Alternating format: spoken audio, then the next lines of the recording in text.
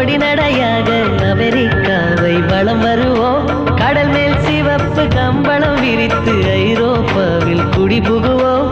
நம் காதலை கவி பாடவே செல்லியின் வைரனின் கல்லறை தோக்கத்தை கலைத்திடுவோம்.